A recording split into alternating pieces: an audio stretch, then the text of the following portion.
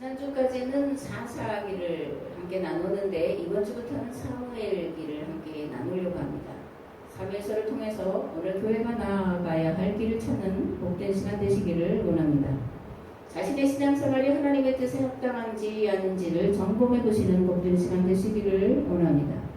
일기가 아니라 시대의 징조를 보고 듣고 깨닫는 눈과 귀가 열려지는 역사가 하나님 말씀을 듣는 모두에게 임하기를 우리 주 예수 그리스도의 이름으로 축복합니다. 아멘. 사무엘이라는 이름의 뜻은 하나님께 간구하여 얻은 아들이다, 그런 뜻입니다. 즉 사무엘은 한나가 하나님께 기도하여 얻은 아들이다 라는 거예요. 한나는 왜 아들을 구하는 기도를 했을까? 물론 한나는 아들이 없었죠. 그래서 자식을 낳게 해달라고 기도를 했습니다.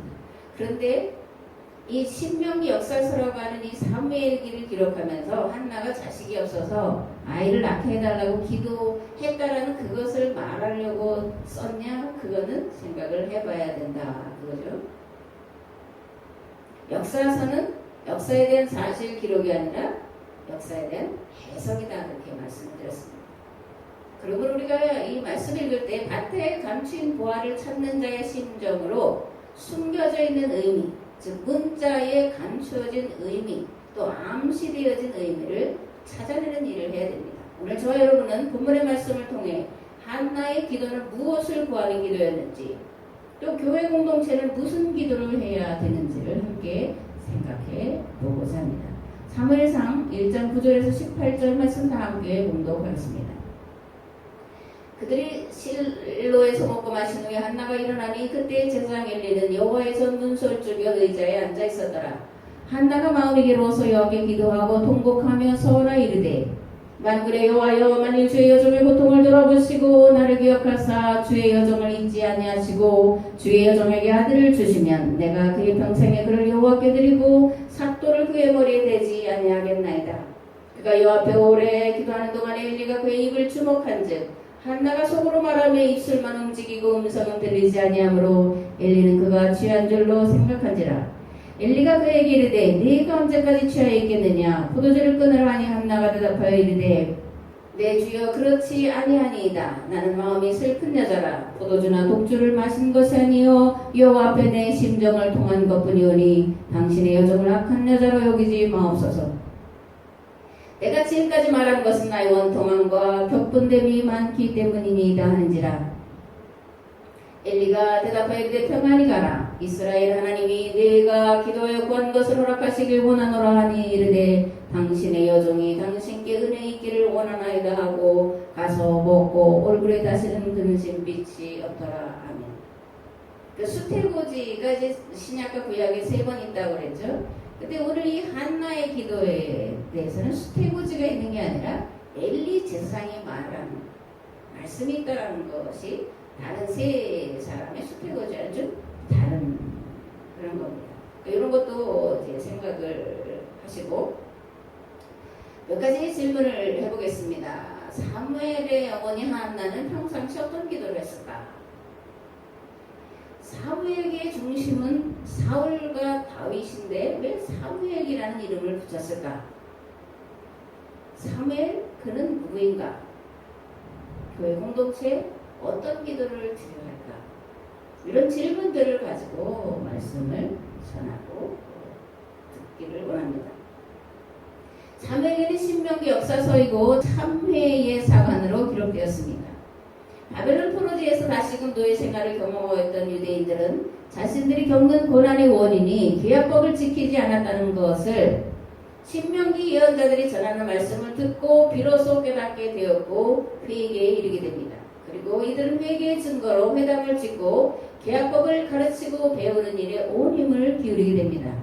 그러면서 다른 한편 조상들의 역사를 기록하게 되는데 그것이 신명기 역사서이고 여호수아, 사사기, 사무엘기, 열왕기, 에스라, 느헤미야가 신명기 역사서에 들어가 있습니다.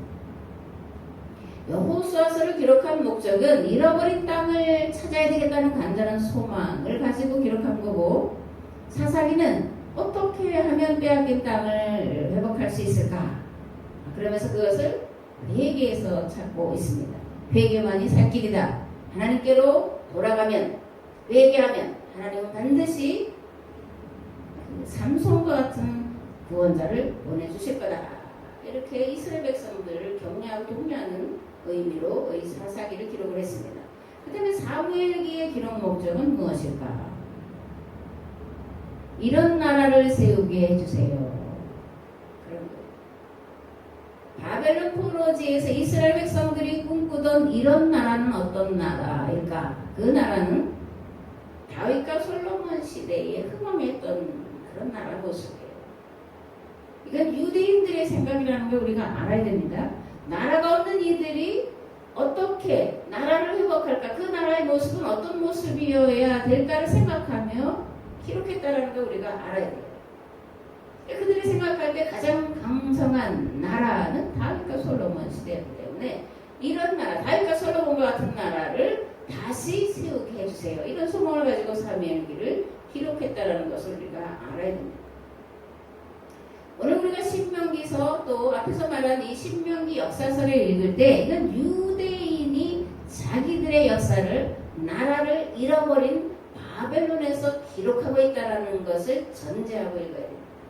그렇지 않으면 이 사무엘기는 신명기 역사서를 통해서 우리가 교훈받고 깨닫고 돌이킬 어떤 것도 찾아낼 수가 없어요.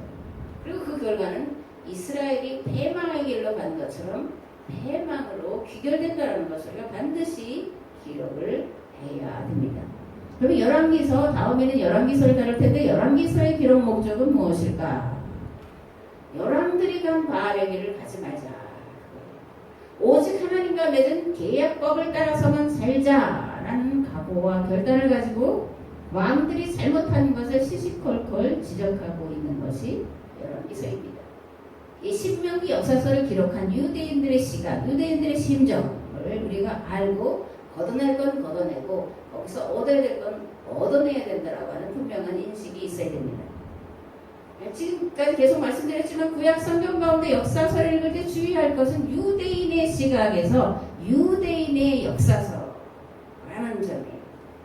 우리가 율법의 1.1획도 없어지지 않고 다 이루리라는 말씀을 율법을 빼버리고 모든 성경 말씀은 1.1획도 없어지지 않고 다 이루리라 이렇게 생각을 해서, 그죠? 문자를 제대로 안 가서 유대인들이 유대인의 시각으로 나라를 잃어버렸을 때 쓴 신명기 역사서를 유대인이라고 하는 인식을 하지 않은 채 유대인보다 더 유대인답게 해석해야 된다는 것이 오늘 성경 해설가들이 구약 이스라엘 역사서를 해석하는 목회자들이 아주 맹점입니다. 이게 잘못 해석하니까 다윗 솔로몬을 높이는, 다윗과 같은 솔로몬 같은 믿음을 가져야 된다라고 말하는 아주 하나님이 보실 때 들을 수 없는 그런 것을 설교라고 말하고 있다는 것을 우리가 알아야 됩니다. 이스라엘이 나라를 빼앗겼을 때 나라를 어떻게 하면 찾을 수 있을까를 생각하며 기록한 것이 신명기 역사서라는 것을 기억을 해야 된다. 이렇게 다시 한번 말씀을 드립니다. 그리고 이스라엘이 이렇게 나라를 빼앗기고 다시금 노예 생활을 하는 이유는 계약법 정신을 잃어버렸다는 것을 분명하게 지적하고자 썼다고 하는 것도 또 우리가 알아야 됩니다. 예언자들의 말은 이스라엘이 하나님과 맺은 계약법대로 살지 않았기 때문에 나라를 잃어버렸다고 외치고 있는데, 이런 예언자들의 외침을 신명기를 바탕으로 해서 해석을 해내야 되고, 이 신명기 역사서들을 또한 해석을 해내야 됩니다. 유대인의 시각에서 유대인의 역사서를 읽는 것이 아니라 계약법에 비추어서, 그리고 예언자들의 선포에 비추어서 읽어야 왜 이스라엘이 하나님과 맺은 계약법이 파기되고 예수님께서 오셔서 새로운 계약 공동체인 교회와 새 계약을 맺으셨는지, 그리고 새 계약 공동체인 교회가 교회에게 주어진 사명이 무엇인지를 바로 알게 됩니다. 우리가 오늘 사무엘기를 읽고 생각해보는 이유도 여기에 있다는 것을 기억하시고 말씀을 읽고 들으시기를 원합니다. 신명기 역사서전의 신명기 예언자들은 조상들의 신앙생활을 돌아보면서 뜨거운 참회의 눈물을 흘리며 역사서를 기록해 나갔습니다. 그리고 이렇게 믿고 고백했습니다. 우리가 오직 여호와의 율법으로 돌이키기만 하면 하나님께서 반드시 우리를 용서해 주실 줄 믿습니다. 역사의 주관자이신 여호와 하나님께서 우리를 긍휼히 여기시고 측은히 여기사 반드시 삼손과 같은 지도자를 보내주시고 사무엘과 같은 지도자를 보내주셔서 마침내 나라를 회복하게 하실 줄 믿습니다. 아멘. 이렇게 했다는 거예요. 바벨론 포로들이 같은 믿음을 가지고 이렇게 노래를 했습니다. 복 있는 사람은 악인의 꾀를 따르지 아니하며 죄인의 길에 서지 아니하며 오만한 자들의 자리에 앉지 아니하고 오직 여호와의 율법을 즐거워하여 그의 율법을 주야로 묵상하는도다. 그는 시냇가에 심은 나무가 철을 따라 열매를 맺으며 그 잎사귀가 마르지 아니함 같으니 그가 하는 모든 일이 다 형통하리로다. 악인들은 그렇지 아니하며 오직 바람에 나는 겨와 같도다. 그러므로 악인들은 심판을 견디지 못하며 죄인들이 의인들의 모임에 들지 못하리로다. 무릇 의인들의 길은 여호와께서 인정하시나 악인들의 길은 망하리로다. 복이 있는 사람, 구원받은 사람, 의인을 누구라고 말을 하죠? 여호와의 율법을 즐거워하여 밤낮으로 묵상하는 자요 그 율법을 행하는 자라 이렇게 말합니다. 그러면 반대로 악인은 누구냐? 여호와의 율법을 즐거워하지 않고 율법을 배우려고 조차 하지 않고 율법을 지키는 것을 무익한 것이라고 말하는 자들을 악인이다, 구원받지 못한 자다 이렇게 말하고 있습니다. 이런 시편 1편은 총 150편의 시편의 주제예요. 그리고 이 시편 1편은 바벨 포로들의 실상이 어땠는지를 우리에게 여실히 보여주는 말씀이에요. 즉 바벨론 포로들 가운데는 여호와의 율법을 배우기를 즐거워하고 그것에 온 마음과 뜻과 목숨을 건 자들이 있는 반면에 그들은 소수였고 많은 이들은 마르둑 신전의 거대함을 보고 마르둑을 신으로 섬기는 일에 열심을 내고 다시는 나를 회복할 수 없다가는 절망감에 빠져 있어서 율법을 배우는 것이 무슨 유익이냐, 그걸 배워서 무슨 나라를 되찾겠다고 하는 거냐, 다 쓸데없는 거짓말을 이렇게 말하는 자들이 있었다라는 거예요. 그런데 역사는 소수의 남은 자들, 그릇터기들이 여호와의 율법을 즐거워하여 묵상하며 그것을 가르치고 지키는 일에 열심을 낸 것이 역사의 기적, 고레스의 칙령을 이끌어내는 근본 원인이었다 그렇게 말을 하고 있습니다. 고레스의 칙령은 소수의 그릇터기들, 소수의 남은 자들의 헌신과 수고와 피눈물과 기도가 있었기 때문에 가능한 일이었습니다. 하나님은 오늘도 이러한 남은 자들을 찾고 계시는 줄 믿습니다. 하나님의 나라와 그 의를 반드시 이루어야 한다는 간절함과 절박한 마음을 가지고 눈물로 부르짖는 자들 7,000명을 남겨놓으신 줄 믿습니다. 아멘. 열왕기 39장에 보면 이세벨이 엘리야에게 사람을 보내요. 그러면서 이렇게 말합니다. 내가 내일 이맘때 반드시 네 생명을 죽이겠다. 그렇게 하지 않으면 신들이 내게 벌 위에 벌을 내림이 마땅하다. 그렇게 말하니까 엘리야가 이 말을 듣고 부엘세바를 떠나 광야로 하루길쯤 들어가서 한 로뎀 나무 아래 앉아서 이렇게 말합니다. 여호와여 넉넉하오니 지금 내 생명을 거두시옵소서. 나는 내 조상들보다 낫지 못한 자입니다. 그리고 나서 이제 로뎀 나무 아래 누워서 자죠. 천사가 2번이나 찾아와서 떡과 물을 주고 갑니다. 그것을 엘리야가 먹고 40낮과 밤을 걸어서 하나님의 산에 이르게 되죠. 거기서 엘리야는 하나님을 대면하게 엘리야가 그곳 굴에 들어가 거기서 머물더니 여호와의 말씀이 그에게 임하여 이르시되 엘리야야 내가 어찌하여 여기 있느냐. 그가 대답하되 내가 만군의 하나님 여호와께 열심히 유별하오니 이는 이스라엘 자손이 주의 언약을 버리고 주의 제단을 헐며 칼로 주의 선지자들을 죽였음이오며 오직 남은 남원권을 그들이 내 생명을 찾아 빼앗으려 하나이다. 여호와께서 이르시되 너는 나가서 여호와 앞에서 산에 서라 하시더니 여호와께서 지나가시는데 여호와 앞에 크고 강한 바람이 산을 가르고 바위를 부수나 바람 가운데 여호와께서 계시지 아니하고 바람 후에 지진이 있으나 지진 가운데에도 여호와께서 계시지 아니하며 또 지진 후에 불이 있으나 불 가운데에도 여호와께서 계시지 아니하더니 불 후에 세미한 소리가 있는지라. 엘리야가 듣고 겉옷으로 얼굴을 가리고 나가 굴어기에 서매 소리가 그에게 임하여 이르시되 엘리야야 내가 어찌하여 여기 있느냐. 그가 대답하되 내가 만군의 하나님 여호와께 열심히 유별하오니 이는 이스라엘 자손이 주의 언약을 버리고 주의 제단을 헐며 칼로 주의 선지자들을 죽였으며 오직 남은 남원권을 그들이 내 생명을 찾아 빼앗으려 하나이다. 여호와께서 그에게 이르시되 너는 네 길을 돌이켜 광야를 통하여 다메섹에 가서 이르거든 하사엘에게 기름을 부어 아람의 왕이 되게 하고 너는 또 님시 아들 예후에게 기름을 부어 이스라엘의 왕이 되게 하고 또 아벨 무홀라 사바세 아들 엘리사에게 기름을 부어 너를 대신하여 선지자가 되게 하라. 하사엘의 칼을 피하는 자를 예후가 죽일 것이요 예후의 칼을 피하는 자를 엘리사가 죽이리라. 그러나 내가 이스라엘 가운데에 7,000명을 남기리니 다 바알에게 무릎을 꿇지 아니하고 다 바알에게 입맞추지 아니한 자니라. 엘리야가 홀로 남아서 이렇게 말합니다. 이제 제가 할 일을 다 했습니다. 저는 더 이상 살 가치가 없는 자일 뿐입니다. 그러자 하나님께서 먹을 것을 주셔서 먹고 힘을 얻게 하시고 하나님의 산에 오르게 하시고 하나님을 만나 주시는 장면이에요.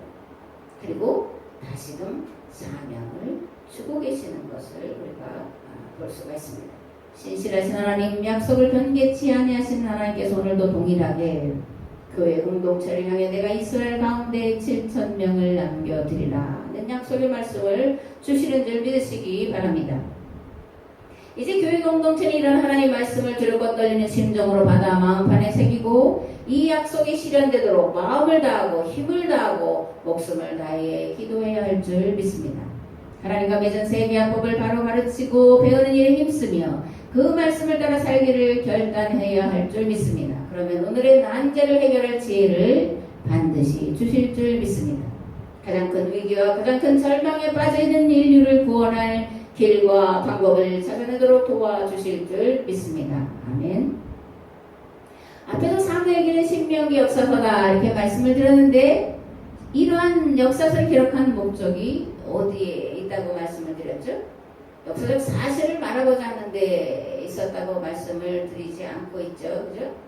역사서는 과거에 있었던 사실을 말하려고 쓰는 것이 아니라 과거의 사건을 통해 오늘의 삶을 조명하고 더 나아가 오늘의 과제에 대한 대답, 미래로 나아갈 새로운 길을 제시하고자 하는 데에 역사서를 기록하는 목적이 있습니다.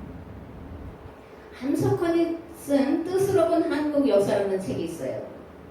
여기서 이 함석헌은 우리 역사 새로 보기를 시도하는데 고난을 새로운 시각으로 봐야 한다 이렇게 말합니다. 그는 우리 민족에게 주어진 고난의 의미를 심각성 부족에 있다고 말해요. 즉 생각을 하지 않는다는 거예요. 깊이 생각하지 않는다는 거예요. 얼빠져도 살고 있다는 거예요. 어른 정신과 가치관인데 이상인데 이상을 현실로 실현하려고 하는 끊임없는 몸부림인데 얼이 빠져 살고 있다는 거예요. 그래서 우리가 고난을 당한다 이렇게 이제 고난을 해석합니다. 두 번째는 자존하지 못하여 자유가 없고 자기 자신을 업신여기는 큰 죄를 짓는 병을 고쳐주시기 위해서 하나님이 사용하는 방법이 고난이라고 우리 민족이 당하는 고난을 해석을 하고 있습니다. 그러면서 살려주시는 것은 할 일이 있다는 증거다. 우리가 이 고난을 겪고 났을 때 우리가 해야 될 사명을 감당할 수 있다. 그렇게 말을 합니다. 조금 더 함석헌의 글을 인용해 보겠습니다. 보편적 세계 사상의 결핍, 이것이 현대가 당면한 비참의 원인이다. 현대를 건지려면 먼저 새로운 세계 이상을 세워야 한다. 그러려면 머리가 달라져야 한다. 세계 역사의 새로운 해석이 아니고는 안 된다. 더 나아가 새 종교, 하나의 종교, 참 종교가 필요하다라고 말합니다. 무슨 말입니까? 새 종교, 하나의 종교, 참 종교가 뭐라는 거예요? 기독교라는 겁니다. 기독교 정신으로 생각과 가치관, 다시 말해 우리의 머리를 바꿔야 된다. 그래서 고난받은 이유를 새롭게 해석을 해야 된다. 우리의 역사를 새로운 시각으로, 성경의 시각으로, 하나님의 시각으로 해석을 해내야 된다. 그렇게 말을 하고 있습니다. 함석헌은 역사에 대한 이해를 이렇게 말합니다. 사실은 결국 해석된 사실이다. 역사는 지나간 것이 아니라 현재의 살림 속에 살아있는 산 과거다 라고 말합니다. 다시 말하면 역사는 과거에 일어난 사실의 기록이 아니라 해석된 사실이라는 거예요. 두 번째로 역사란 사람이 하나님을 찾는 기록이다. 굉장히 글을 함수만 씨가 잘 써요. 하나님이 그 아들을 찾는 기록이 역사다. 이렇게 말합니다. 그러니까 역사의 주관자이신 하나님을 말하죠. 그러면 결국 역사란 뭐예요? 하나님이 창조하신 하나님의 법으로 돌아가는 과정이 역사라는 겁니다. 세 번째, 한국 역사의 밑에 흐르는 바닷가락은 고난이다. 성경은 고난이야말로 한국이 쓰는 가시면류관이다 라고 가르친다 이렇게 말합니다. 함석권은 우리 민족에 주어진 오랜 고난은 우리 민족이 갖고 있는 가장 큰 단점, 즉 얼빠진 데 있다. 생각이 깊지 않다. 그러니까 잘 잊어버리잖아요. 그죠? 우리가 조상모사하잖아요. 여론이 뭐 죽을 듯이 하잖아요. 이게 우리 민족에 주어진 가장 큰 단점이라는 거예요. 그리고 우리 민족에게 주어진 사명, 가장 큰 가치관, 가장 유일한 신앙이 뭐냐? 이걸 우리 다시 찾아야 되잖아요. 홍익인간 제세이화라는 거예요. 이것을 잃어버렸기 때문에 이것을 다시 깨닫게 하려고 우리에게 고난을 주셨다는 겁니다. 그리고 우리 민족은 이런 고난을 겪으면서 온 세상이 겪는 이 고난, 이 쓰레기들을 정화시켜서 태평의 바다로 세상으로 흘려내보내는 그런 민족이 되어야 된다. 그게 우리에게 고난을 주신 하나님의 목적이다. 그렇게 말을 하고 있는 겁니다. 이들이 신앙을 가졌기 때문에 이렇게 말을 하는 거예요. 공익인간 제세이와 단어만 합니다. 공익인간은 모든 세상 만물을 이롭게 하겠다는 사상이에요. 또 세계 평화와 인류 공영에 이바지하겠다고 하는 종교적인 꿈을 말하는 겁니다. 이건 그냥 사상이 아니라 종교 유일신 신앙을 가진 고조선의 아서달족이 조선족이 가진 지상 최대의 가치관이고 사상이고 종교고 실현해야 될 이상이라는 거예요. 제세이화는 뭐냐? 이런 종교적인 이상, 꿈을 이 땅에 합리적이고 이성적이고 과학적인 방법으로 어떻게 실현할 거냐를 고민하며 그 방법을 찾는 것이 제세이화 사상이라는 거예요. 거듭말하지만 함석헌이 우리 민족이 당한 고난의 이유가 뭐라고 말합니까? 우리 민족이 가진 최고의 가치인 홍익인간 사상과 제세이화 사상을 잃어버렸다는 것과 유일신 신앙을 잃어버린 데 있다고 하는 거예요. 그렇다면 오늘 우리 민족이, 특별히 한국교회가, 오늘 이 남원교회가 찾아야 될, 또 이루어야 될 중대 과제는 무엇일까? 곰이 사람이 되려고 21일 동안 동굴에 머물면서 마늘과 쑥을 먹었죠. 그죠? 오랜 인내, 고난. 그것을 통해서 사람이 됐다고 하는 단군 신화의 이야기를 바르게 해석해서 들려줘야 되고, 이 곰이 사람이 되고자 했던 인내와 그 간절함, 열망을 재현하는 데 있다는 것을 우리가 깨달아야 됩니다. 우리의 본래성, 공익인간과 제세이화 사상, 우리의 유일신 신앙을 찾아야 된다는 겁니다. 사람은, 우리가 지금은 사람이야 이렇게 말하지만 그 사람이라는 건 동이족을 말하는 거예요. 그 사람인자와 어질인자는 같은 동이족을 일컫는 고유명사였어요. 그래서 이 조선족은 어진 사람이다. 짐승이 아니라 사람다운 어진 사람이다 라는 것이 우리 민족을 일컫는 고유명사였어요. 나만 잘 먹고 잘 살려고 뜻을 거기에 둔 민족이 아니라 공동체의 가치, 우리라고 하는 가치를 가장 중요한 가치로 알고 살았던 민족이라는 것이 동인족을 일컫는 사람이라는, 어질다라고 하는 그런 뜻 속에 들어가 있습니다.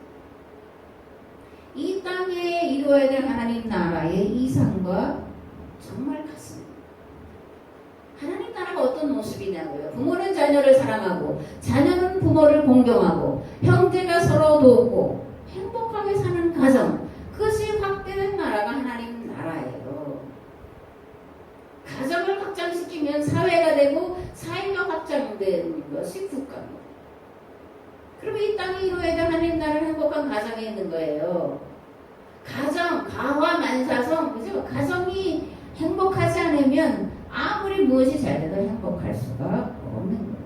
그런 것이 확장된 것이 하나님 나라라는 것을 우리가 알아야 됩니다. 행복한 가정, 평화롭고 자유로운 가정들이 모여서 이웃과 어우러지 함께 만들어가는 불의가 없는 정의로운 세상, 공평한 세상, 평등한 세상, 이것이 하나님 나라를 이 땅에 이루어야 되는 그런 모습이고 오늘 교회가 해야 될 사명이라는 것입니다. 오늘 전 세계가 겪는 혼란의 원인이 어디에 있겠습니까? 성경적인 가치관이 뒤집힌 데 있어요. 가치관의 전도다 그렇게 말합니다. 가치관이 뒤집혔어요. 서양이 기독교 신앙 사상으로 된다고 하지만 헬라적인 사상을 바탕으로 하기 때문에 뒤집혀진 사상을 가지고 기독교 사상이다 그렇게 2000년의 서양 역사를 끌어왔는데 그게 오늘의 결과물 대혼란을 겪고 있는 거예요. 그러면 오늘의 이 난제를 회복하려면 극복하려면 올바른 가치관, 성경적인 가치관으로 돌아가야 돼요. 그거는 계약법 정신을 지키는 겁니다.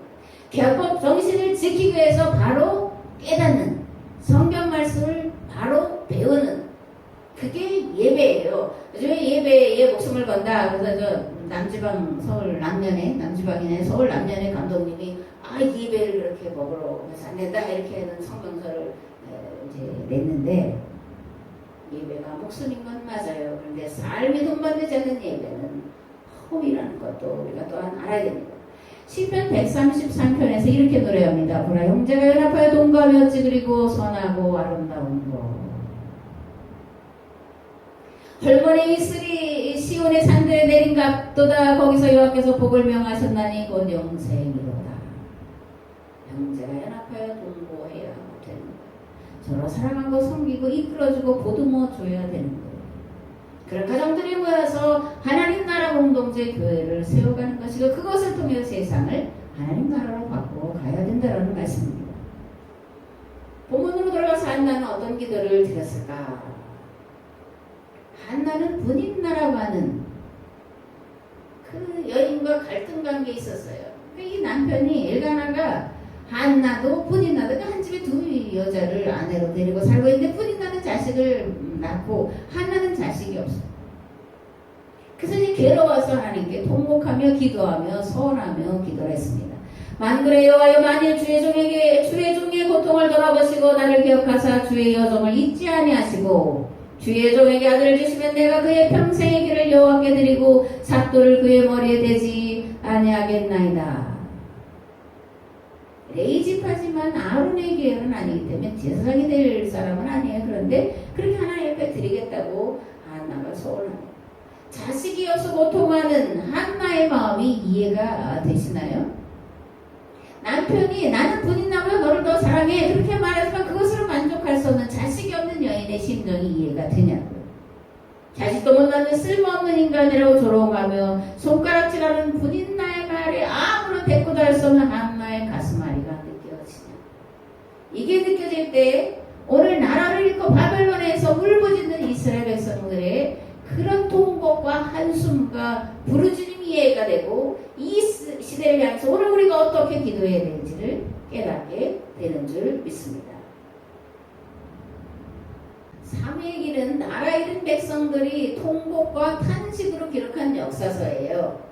자식도 못 낳는 비천한 여인의 심정으로 노예 상태에 빠져있는 유대인들이 절망과 회한에 차서 땅바닥에 주저앉아 발버둥치며 기록한 대망의 역사서. 나라를 되찾을 수만 있다면 여호와께서 나라를 되찾게 해 주신다면 하나님 뜻대로 하나님이 기뻐하실 그런 나라를 만들겠습니다. 제발 한 번만 기회를 주세요. 부르짖는 유대인들의 부르짖음이 들어있는 거예요. 바벨론 포로에서 유대인들은 이렇게 기도합니다. 한나의 기도를 들으시고 사무엘을 주셨던 것처럼 우리가 회개하고 여호와께로 돌아가면 다시 한번 사무엘과 같은 지도자를 보내주세요. 사무엘 같은 지도자를 보내주셔서 하나님의 율법을 바로 배우고 자녀들에게 부지런히 가르쳐 지켜 행하도록 하겠습니다. 그래 하나님의 법과 제도와 조직으로 나라를 바로 세워 이스라엘이 하나님과 맺은 계약대로 세상을 구원하는 사명을 감당하겠습니다. 제발 한 번만 죽이지만 마시고 제발 한 번만 살려주세요. 이런 통곡이라는 거예요. 우리 목사님이 눈물 없이 사사기를 전하면 안 된다 거짓이다 그러는데 눈물 없이 이 사무엘기를 읽어도 절반은 맞을지 모르지만 절반은 사실이 아닌 그런 거라는 생각을 갖게 됩니다. 사사기는 영웅들의 이야기로 기록이 되어 있는데 근데 사무엘기의 시작은 자식을 낳지 못하는 한 여인의 그런 고통과 눈물로 시작을 하고 있어요. 거듭거듭 말하면 이거는 한나가 자식이 없어도 단지 자식을 구하는 그런 것이 아니라 사실은 그렇지만 그것을 해석하면서 이것은 나라 잃은 백성들이 노예로 다시 돌아간 이스라엘이 어떻게 하면 나라를 되찾을 수 있을까? 어떻게 하면 고향으로 돌아갈 수 있을까를 생각하면서 한나같이 눈물로 기도한 한 무명의 여인, 유명하지 않은 여인, 영웅이 아닌 그런 여인의 이야기로 시작을 하고 있다는 거예요. 나라 민족을 위해 눈물로 기도하는 사람이 있다면 하나님께서 사무엘 같은 지도자를 보내주실 텐데 하나님께로 돌아가기만 하면 반드시 우리를 살리실 텐데 우리가 죽어서 뼈만 앙상하게 남은 모습을 하고 있지만 온전한 하나님의 말씀이 선포되면 하나님께서 다시 살리실 텐데 라는 간절한 소망을 품고 힘겨운 삶을 지탱해 나가면서 이 한나의 이야기를 기록을 하고 있다는 겁니다. 인간이 스스로 자신에게 어떤 가능성이 없다고 인정할 때 하나님이 개입하시는 때다 그렇게 생각을 합니다. 어떻게 보면 그래서 하나님은 인간이 스스로 자기에게 있는 인간에게는 가능성이 없다라고 선언할 때 국가가 이제 빚을 갚을 가능성이 없다는 모라토리움을 선언하잖아요. 국가부채. 그렇죠. 인간이 인간의 문제를 해결할 수 없다고 내 문제를 해결할 수 없다고 나라가 이 시대의 문제를 해결할 수 없다고 선포하고 하나님께 엎드릴 때를 하나님은 기다리고 계실지 모른다. 인간의 불가능한 하나님의 가능한 가능성을 불러오는 지름길인 줄 믿으시기 바랍니다. 인간이 스스로 가능성 없음을 선포하고 하나님 앞에 나아가 다만 살게만 하옵소서 살려만 주옵소서라고 눈물로 기도하고 통곡할 때 하나님의 인간을 향한 견딜 수 없는 마음 극렬한 마음 측은히 여기는 마음이 그 안에서 움직여서 하나님 어떻게 하실 줄을 모르신다. 그럼 우리가 해야 되는 하나님 이제는 엘리야처럼 저는 아무것도 할 수 없습니다. 나는 내 조상들보다 특별히 뛰어난 자도 아니고 나는 그들보다 정말 형편없는 자입니다. 라는 자기를 낮춘 고백을 해야 될 줄을 믿습니다. 아멘. 오늘도 하나님은 눈물의 사람을 찾고 기다리고 계시는 줄 믿습니다. 하나님의 절대 가능성을 믿고 참고 기도하며 기도하는 사람을 찾고 계시는 줄 믿습니다. 나라 민족을 위해 이 시대에 당하는 고통과 억압받으며 살아가는 이들을 위해 밤낮으로 눈물과 기도로 지내는 한 사람을 찾고 계시는 줄 믿습니다. 예레미야가 이렇게 외칩니다. 어쩌면 내 머리는 물이 되고 내 눈은 눈물 근원이 되고 죽임을 당한 딸 내 백성을 위하여 주야로 눈물을 흘리겠다. 왜 예레미야는 이렇게 외칩니까? 이스라엘의 지하게 하늘에 사무쳐 이제는 멸망할 일만 남아있다는 사실을 알고 있기 때문에 그러는 거예요. 예레미야는 이스라엘의 죄를 이렇게 이제 지적을 합니다. 내가 광야에서 나그네가 먹을 것을 얻는다면 내 백성을 떠나가리니 그들은 다 간음하는 자요 반역하는 자의 무리가 되미로다. 여호와의 말씀이니라. 그들이 화를 담긴 같이 그들이 혀를 놀려 거짓을 말하며 그들이 이 땅에서 강성하나 진실하지 아니하고 악에서 악으로 진행하며 또 나를 알지 못하느니라. 너는 각기 이웃을 조심하며 어떤 형제든지 믿지 말라. 형제마다 완전히 속이며 이웃마다 다니며 비방함이라. 그들은 각기 이웃을 속이며 진실을 말하지 아니하며 그들의 혀로 거짓말하기를 가르치며 악을 행하기에 지치거늘 내가 사는 곳이 속이는 일 가운데 있더라. 그들은 속이는 일로 말미암아 나를 알기를 싫어하느니라. 여호와의 말씀이니라. 그러므로 만군의 여호와께서 이와 같이 말씀하시되 보라 내가 내 딸 백성을 어떻게 처치할까. 그들을 녹이고 연단하리라. 그들의 혀는 죽이는 화살이라. 거짓을 말하며 입으로는 이웃에게 평화를 말하나 마음으로는 해를 꾸미는도다. 내가 이 일들로 말미암아 그들에게 벌하지 아니하겠으며 내 마음이 이런 나라에 보복하지 않겠느냐. 여호와의 말씀이니라. 내가 산들을 위하여 울며 부르짖으며 광야 목장을 위하여 슬퍼하나니 이는 그것들이 불에 탔으므로 지나는 자가 없으며 거기서 가축의 소리가 들리지 아니하며 공중의 새도 짐승도 다 도망하여 없어졌습니다. 예루살렘을 무더기로 만들며 승냥이 굴이 되게 하겠고 유다의 성읍들을 황폐하게 하여 주민이 없게 하리라. 지혜가 있어서 이 일을 깨달을 만한 자가 누구며 여호와의 입의 말씀을 받아서 선포할 자가 누구인고. 이 땅이 어찌하여 멸망하여 광야같이 불타서 지나가는 자가 없게 되었느냐. 여호와께서 말씀하시되 이는 그들이 내가 그들의 앞에 세운 나의 율법을 버리고 내 목소리를 순종하지 아니하며 그대로 행하지 아니하고 그 마음의 완악함을 따라 그 조상들이 자기에게 가르친 바알들을 따랐음이라. 그러므로 만군의 여호와 이스라엘 하나님께서 이와 같이 말씀하시니라. 보라 내가 그들 곧 이 백성에게 쑥을 먹이되 독한 물을 마시게 하고 그들과 그들의 조상이 알지 못하던 여러 나라 가운데 그들을 흩어버리고 진멸되기까지 그 뒤로 칼을 보내리라 하셨느니라.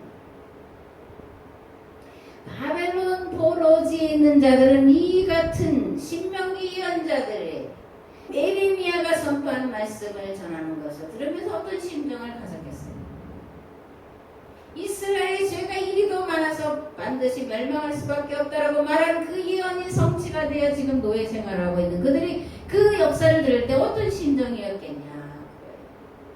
이들 하나같이 어쩌면 내 머리는 물이 되고 내 눈물 근원이 되고 죽임당한 내 딸을 위하여 주야로 울리로다. 이 가슴을 치며 통곡하지 않았겠냐. 한나 이야기는 과거의 이야기가 아니라 오늘 세계와 공동체인 교회의 이야기가 되어야 합니다. 나의 이야기가 되어야 됩니다. 온 세계가 코로나 바이러스로 인해 두려움과 공포심에 사로잡혀 있습니다. 행동하는 자유와 말하는 자유를 빼앗기고 살아가고 있습니다. 교회는 문을 닫아버리는 정부의 강압과 협박이 어찌할 바를 모르고 있고 목회자들은 교회를 떠나가는 성도들의 뒷모습을 속절없이 바라보며 어찌할 바를 알지 못하고 두려운 눈초리로 바라만 보고 있는 것이 오늘 우리의 현실입니다. 신명기 예언자들은 망해가는 나라를 바라보며 포기할 수가 없었습니다.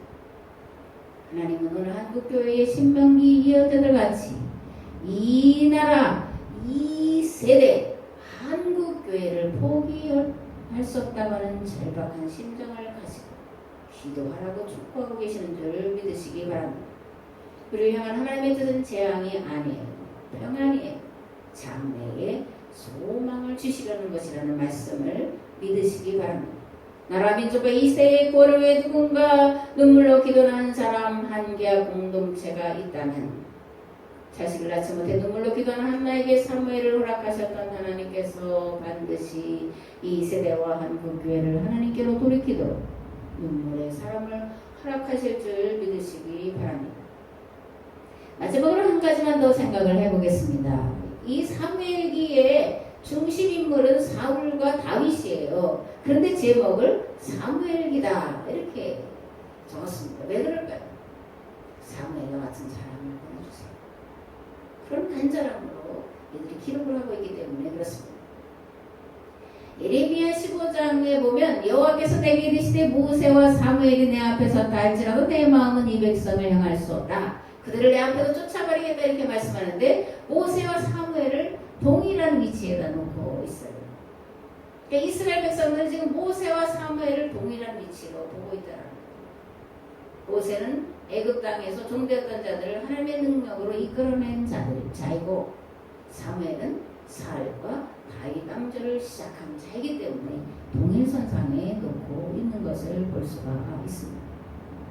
이스라엘 사람들은 사무엘을 통해 사울과 다윗을 왕으로 세우게 하시고 강력한 나라를 세우도록 하신 하나님께서 다시 한번 사무엘 같은 지도자를 보내셔서 이스라엘을 회복시켜 주세요라는 열망을 소망을 가지고 기록하기 때문에 사무엘기다 이렇게 이름을 적어 놨다는 겁니다. 만국의 하늘 품고 있는 신명기 예언자들과 그들의 말을 귀 기울여 듣는 소수의 그루터기들은 다윗이 세웠던 강력한 나라를 만들려면 사무엘 같은 지도자가 반드시 나타나야 된다 그렇게 생각을 했습니다.